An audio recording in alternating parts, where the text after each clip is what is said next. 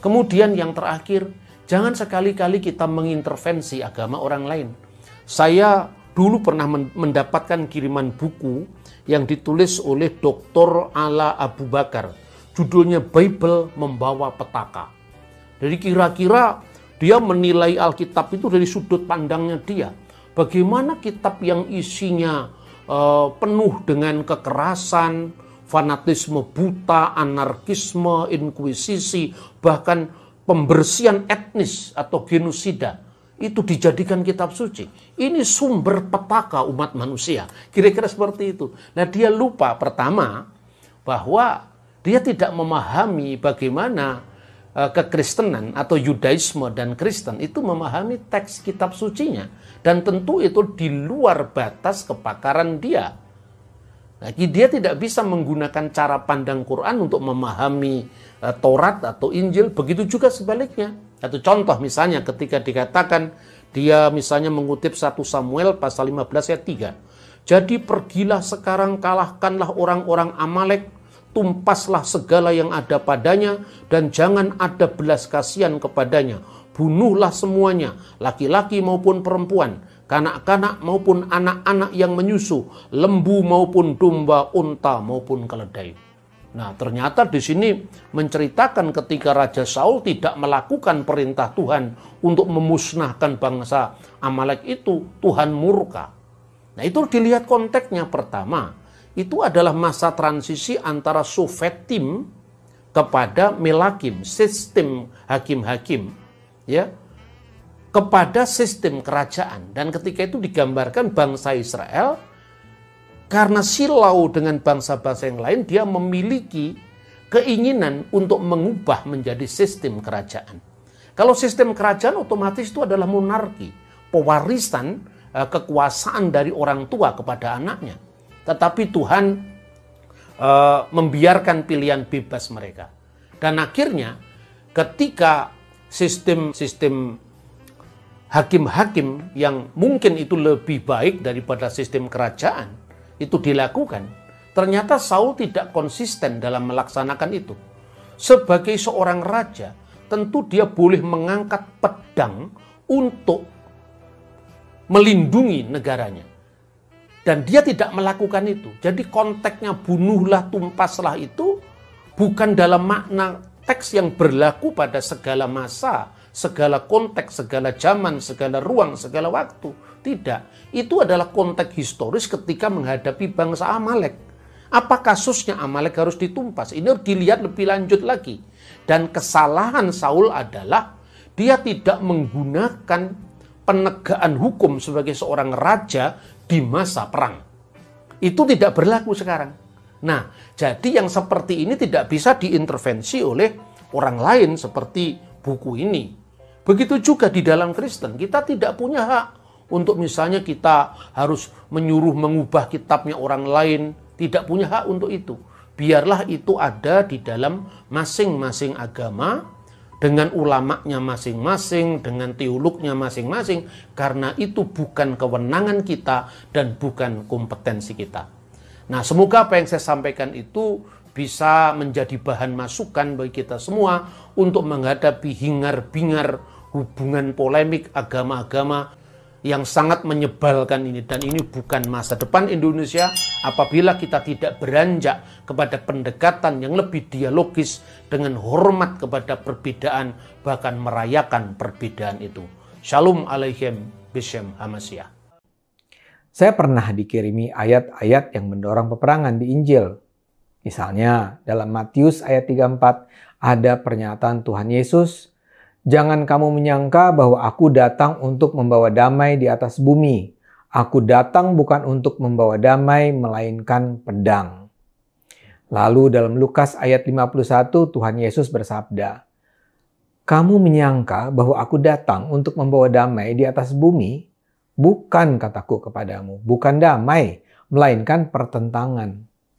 Atau juga dalam Lukas ayat 27 yang berbunyi, "Akan tetapi semua seteruku ini yang tidak suka aku menjadi rajanya, bawalah mereka kemari dan bunuhlah mereka di depan mataku." Kalau ayat-ayat itu dibaca apa adanya, sangat mudah orang menuduh Kristen sebagai agama yang penuh kebencian. Bayangkan, Tuhan Yesus sendiri mengatakan Dia tidak datang untuk membawa kedamaian, melainkan perang dan pertentangan. Bayangkan, Tuhan Yesus sendiri yang mengatakan bahwa semua orang yang tidak mau menerima Dia sebagai Raja, maka orang-orang itu haruslah dibunuh di depan matanya.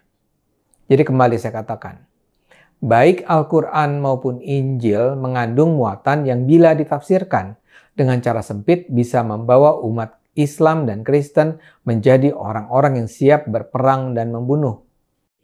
Oke, apa yang disampaikan oleh Ade Armando kali ini memang salah benar. Kenapa demikian? Karena tidak sesuai dengan fakta yang terjadi dengan umat Kristiani memperluas kerajaan Allah dengan tindakan kekerasan dan juga perang. Tidak ada ajaran demikian di dalam kekristenan. Kalau di dalam kekristenan sejarah gereja-gereja, awal-awal gereja, betul memang ketika saat itu ada perang salib dan juga ada dari Romawi pada saat itu yang menegaskan bahwa Kristen itu menjadi agama dunia dan melakukan sebuah tindakan kekerasan memaksa setiap orang untuk memeluk agama Kristen. Nah, itu bukan ajaran Yesus, karena Yesus mengajarkan tentang kasih. Itu lebih kepada sebuah politik ya, unsur politik.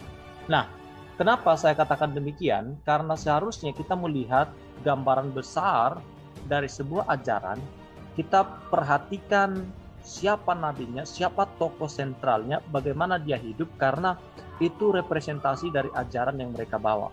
Kalau kita perhatikan Yesus, dia mengajarkan tentang kasih. Yesus mengajarkan kasih dan dia melakukannya di dalam kehidupannya sehari-hari. Bahkan dia rela mati disalib dan pada hari yang ketiga dia bangkit lalu hidup untuk selama-lamanya. Dia mengajar murid-muridnya untuk mengasihi. Dia mengajarkan semua orang tentang kasih. Bahkan orang yang membenci musuh kita sekalipun, kita harus mengasihi mereka, berdoa untuk mereka dan memberkati mereka. Beda dengan agama lain yang memperluas agama mereka, melakukan ekspansi agama mereka dengan kekerasan dan dipimpin oleh nabi utama mereka sendiri. Nah, ini kan perbedaan. Berarti kita lihat suatu ajaran baik atau ajaran yang benar, itu kita bisa bawa maknanya dalam kehidupan kita seperti yang diajarkan oleh nabi utamanya, dan apa yang diperagakan dalam kehidupannya itulah yang benar. Jadi Yesus tidak pernah membawa orang atau memimpin perang. Ini yang perlu kita perhatikan. Tidak pernah memimpin perang, tidak pernah menyebarkan ajarannya dengan kekerasan, tetapi dia mengajar tentang kasih. Jadi kekristenan tidak pernah mengajar tentang perang, mengajar tentang kekerasan untuk memaksa orang supaya orang itu terima agama Kristen, ya. Nah, pakar ilmu komunikasi Ade Armando menceritakan soal temannya yang keluar dari agama Kristen karena menilai ada ayat-ayat Injil yang mengajarkan kekerasan. Tidak ada sama sekali. Saya tegaskan ini. Tidak ada ayat-ayat Injil yang mengajarkan kekerasan. Ia pun mengaku tidak membantah pandangan kawannya tersebut bahwa Kristen memang memuat ajaran pro kekerasan. Hal ini disampaikan Ade Armando dalam video berjudul Ayat-ayat Kebencian Ada di Semua Agama. Tidak di semua agama. Ya, ayat-ayat kebencian tidak ada di Kristen. Yang tayang di Cokro TV pada Rabu 16 Maret 2022.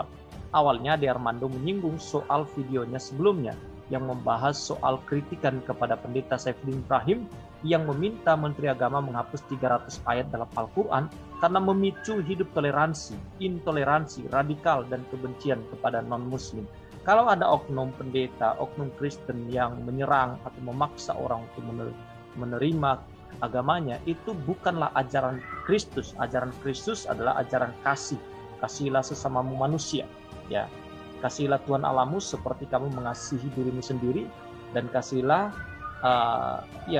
Tuhan Allahmu dengan segenap hatimu, ya, itu maksudnya dengan segenap jiwamu, dengan segenap akal budimu, dan kasihilah sesamamu manusia seperti kamu mengasihi dirimu sendiri. Nah, Ade Armando melihat bahwa yang perlu dipersoalkan bukanlah ayat-ayat Al-Quran, melainkan penafsiran terhadap ayat-ayat tersebut. Ade Armando lantas menceritakan ada seorang teman yang mengomentari videonya mengenai pendeta Saifuddin Ibrahim. Temannya menganggap ia tidak jujur dan mencari-cari pembenaran soal ayat-ayat Al-Quran, tidak mengajarkan kekerasan. Kata dia, kenapa saya harus mencari-cari pembenaran? Karena sebenarnya ayat-ayat Al-Quran itu secara terang benerang memang menyatakan bahwa Muslim harus memerangi kafir. Bahkan ada perintah membunuh, kata Ade Armando. Ia melanjutkan bahwa temannya itu dulunya keluar dari agama Kristen karena menemukan ayat-ayat dalam Injil yang juga memerintahkan perang dan membunuh. Saya tidak membantah pandangannya bahwa Kristen juga memuat ajaran pro kekerasan. Saya juga tahu bahwa ajaran Kristen sebagaimana Islam dalam sejarah digunakan sebagai alasan perang yang memakan jutaan nyawa manusia. Nah, tidak benar ya, apa yang disampaikan di sini itu kan sejarah kelam kekristenan yang memuat suatu kepentingan politik di dalamnya, bukan ekspansi agama tetapi lebih kepada kepentingan politik pada saat itu ya. Silakan kalau mau cari tahu, searching di internet apa yang terjadi dalam sejarah gereja. Itu tidak sama sekali merupakan ajaran kekristenan. Nah, dosen Universitas Indonesia ini mengatakan bahwa hal serupa juga terjadi pada Hindu dan Buddha. Ia mencontohkan kejadian di India dan Myanmar ya, di mana kedua umat pengaman beragama ini juga menyerang umat lain. Jadi setiap agama berpotensi membakar kemarahan dan kebencian pada umat beragama lain, kata Ade Armando. Lebih lanjut, ia menyebutkan beberapa ayat yang mendorong peperangan di Injil, yakni Matius 34, ayat Lukas 51, Lukas pasal ayat 27 dan seterusnya. Misalnya dalam Matius 34 ada pernyataan Tuhan Yesus, jangan kamu menyangka bahwa aku datang untuk membawa pedang, membawa damai di atas bumi. Aku datang bukan untuk membawa damai, melainkan perang, kata Ade Armando. Ya. Lalu ia mengutip juga di dalam Lukas 19 kayaknya, Lukas 19 ayat 51, di mana Tuhan Yesus 27 maksud saya yang dikutip, akan tetapi semua seteruku ini yang tidak suka dengan aku menjadi rajanya, bawa mereka kemari dan bunuhlah mereka di depan mataku. Nah, teman-teman, kita akan lihat apa yang disampaikan di sini terkait dengan bawalah mereka di depanku dan bunuhlah mereka. Itu pernyataan tentang perumpamaan sebenarnya tentang uang mina ya. Kita akan baca selengkapnya Lukas 19 ayatnya yang 11 sampai 27 ini ditulis oleh Rita Wahyu ya. Nah, untuk mereka yang mendengarkan dia, di situ Yesus melanjutkan perkataannya dengan suatu perumpamaan. Ini jelas perumpamaan. Sebab ia sudah dekat Yerusalem dan mereka menyangka bahwa kerajaan Allah akan segera kelihatan. Maka ia berkata, ada seorang bangsawan berangkat ke sebuah negeri yang jauh untuk dinobatkan menjadi raja di situ, dan setelah itu baru kembali. Ia memanggil 10 orang hambanya dan memberikan 10 mina kepada mereka, katanya, pakailah ini untuk berdagang sampai aku datang kembali. Akan tetapi orang-orang sebangsanya membenci dia, lalu mengirimkan utusan menyusul dia untuk mengatakan, kami tidak mau orang ini menjadi raja kami. Dan terjadilah ketika ia kembali, setelah ia dinobatkan menjadi raja, ia menyuruh memanggil hamba-hambanya yang telah diberinya uang itu untuk mengetahui berapa hasil dagang mereka masing-masing.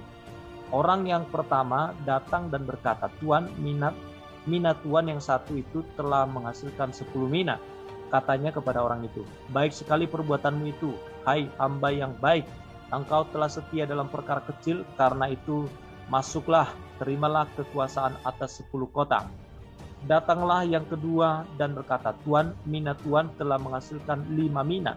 Katanya kepada orang itu, dan engkau kuasailah 5 kota. Dan hamba yang ketiga datanglah dan berkata, Tuan, inilah mina Tuan, aku telah menyimpannya dalam sapu tangan, sebab aku takut akan Tuan, karena Tuan adalah manusia yang keras. Tuan mengambil apa yang tidak pernah Tuan taruh, dan Tuan menuai apa yang tidak Tuan tabur. Katanya kepada orang itu, hai hamba yang jahat, aku akan menghakimi engkau menurut perbuatanmu. engkau sudah tahu bahwa aku adalah orang yang keras, yang mengambil apa yang tidak pernah aku taruh dan menuai apa yang tidak aku tabur. Jika demikian, mengapa uangku tidak kau berikan kepada orang yang menjalankan uang? Maka sekembaliku aku dapat mengambilnya serta dengan bunganya. Lalu katanya kepada orang-orang yang berdiri di situ, ambillah mina yang satu itu daripadanya dan berikanlah kepada orang yang mempunyai 10 mina itu. Kata mereka kepadanya, Tuhan, ia sudah mempunyai 10 mina. Jawabnya, aku berkata kepadamu, setiap orang yang mempunyai kepadanya akan diberi, siapa yang tidak mempunyai daripadanya akan diambil, juga apa yang ada padanya. Akan tetapi semua seterukku ini yang tidak suka aku menjadi rajanya, bawalah mereka kemari dan bunuhlah mereka di depan mataku. Nah, ini teman-teman merupakan sebuah ilustrasi atau perumpamaan yang disampaikan oleh Tuhan Yesus, tidak menyuruh murid-muridnya untuk membunuh orang, ya. Perumpamaan dalam Lukas 19 ini mirip dengan apa yang ditulis dalam Matius 25, yaitu perumpamaan tentang talenta. Namun berlainan dengan Matius 25, dilukiskan di sini bahwa seorang bangsawan hendak berangkat ke luar negeri yang jauh, yaitu untuk memperoleh pangkat raja. Barangkali perumpamaan ini memuat apa yang terjadi pada masa itu tentang kejadian-kejadian politik sekitar tahun 4 sebelum Masehi, ketika Herodes Agung meninggal dan terjadi perkelahian antara anak-anaknya mengenai penggantian raja, yaitu Flavius Josephus antara lain menyebutkan dalam bukunya menceritakan tentang hal itu bahwa baik Archelaus maupun Herodes Antipas dan pada akhirnya Filipus juga berangkat kepada Kaisar Agustus di Roma meminta pangkat raja sebagai pengganti ayah mereka. Tetapi begitu Flavius Joseph, 50 utusan orang Yahudi dengan segera berangkat di belakang Archelaus untuk memberitakan kepada Kaisar Agustus keberangkatan mereka terhadap Archelaus, keberatan mereka kepada Archelaus. Sebab sebelum Archelaus diangkat dengan resmi menjadi pengganti ayahnya di daerah Yudea, ia telah memulai pemerintahannya dengan menyuruh membunuh 3.000 orang dari kami, bangsa Yahudi, seperti hewan-hewan sembelihan. Maka utusan-utusan orang Yahudi itu memohon kepada Kaisar Agustus untuk mengubah cara mereka diperintah dengan tidak lagi mengangkat raja-raja bawahan atas mereka, yakni keturunan Herodes, tapi menggabungkan daerah mereka dengan Syria, sehingga mereka dengan langsung diperintah oleh seorang gubernur Romawi. Namun demikian, Archelaus diangkat oleh Agustus menjadi wali negeri atas Yudea dan Samaria. Walaupun tanpa gelar raja, sementara ia masih di Roma, di kalangan Yahudi timbullah kerusuhan yang ditindas dengan penumpahan banyak darah. Sekembalinya di Yudea, pertama Archelaus menurunkan imam besar, dia menurunkan imam besar yang dituduhnya telah menggantungkan pihak orang-orang perusuh. Dalam tahun-tahun berikutnya ia melakukan begitu banyak kekejaman sehingga ia dalam tahun ke-6 Masehi diturunkan oleh Agustus. Daerah Yudea pada waktu itu ditarik dari kekuasaan keturunan Herodes. Baik perumpamaan ini maupun perumpamaan dalam Matius 25 itu adalah pertama-tama merupakan ajakan untuk berjaga-jaga dan bekerja dalam menantikan datangnya kerajaan Allah yang saatnya tidak diketahui. Lukas menegaskan dalam ayat 11 bahwa Yesus di sini memberantas salah paham di kalangan para murid, yaitu harapan palsu bahwa mereka sebentar lagi di Yerusalem dan Yesus akan menyatakan dirinya sebagai Mesias dan akan menegakkan kerajaannya yang mulia. Nah, itu kisahnya. Tidaklah mengherankan bahwa dari dulu sudah disoroti bermacam-macam ciri khusus perumpamaan Lukas 19 ini. Seperti misalnya soal martabat raja, bahkan barangkali Lukas dalam hal mengingat kepada martabat raja yang sekali kelak akan diberikan kepada Yesus Kristus. Walaupun perbandingan dengan raja dari ayat 22 dan 27 itu tidak boleh ditentukan, sebab bukan Yesus sendiri yang juga masih harus pergi dahulu ke sebuah negeri yang jauh, ya, melampaui batas penderitaan dan kematian sebelum ia datang kembali dalam kemuliaan sebagai seorang raja dalam kerajaannya yang tidak berakhir. Jadi teman-teman sekalian, ini adalah sebuah ayat perumpamaan yang tidak bermaksud untuk mengajak orang untuk membunuh ya.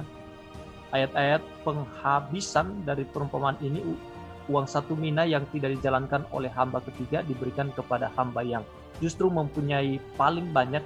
Kita bisa mengambil pengertiannya karena hamba itu telah membuktikan kerajinan dan kesanggupannya dalam menjalankan modal kerja. Nah, disitulah yang terjadi sebenarnya apabila kita merenungkan perumpamaan ini, maka bolehlah kita bersama-sama Lukas menekankan pokok ini. Dalam zaman antara kenaikan Yesus Kristus ke surga dan kedatangannya kembali telah dipercayakan firman Allah kepada pengikut-pengikutnya sebagai modal kerja untuk pekerjaan dalam kerajaan Allah. Itulah makna tugas yang diberikan Tuhan kepada setiap umatnya, bahwa murid-murid Kristus seluruhnya dituntut untuk melakukan apa yang dikaruniakan Tuhan kepada kita untuk dapat kita jalankan dalam memberitakan Injil Kerajaan Allah dan memperoleh hasil pemberitaan tersebut. Dari semuanya tidak dituntut hasil yang sama, tetapi dari semua orang percaya memang dituntut bahwa mereka harus melakukan apa yang dapat mereka lakukan. Dalam hal itu yang ditekankan bukanlah upah yang sekali kelak akan diberikan kepada mereka. Upah yang sejati ialah bahwa Allah menaruh kepercayaannya kepada kita di sini, ya, di dunia ini, dan memberikan kepada kita sekali lagi tugas dan tanggung jawab tertentu sebagaimana kemampuan dan kapabilitas kita masing-masing. Oke, sekian, terima kasih. Tuhan Yesus memberkati kita semua. Amin.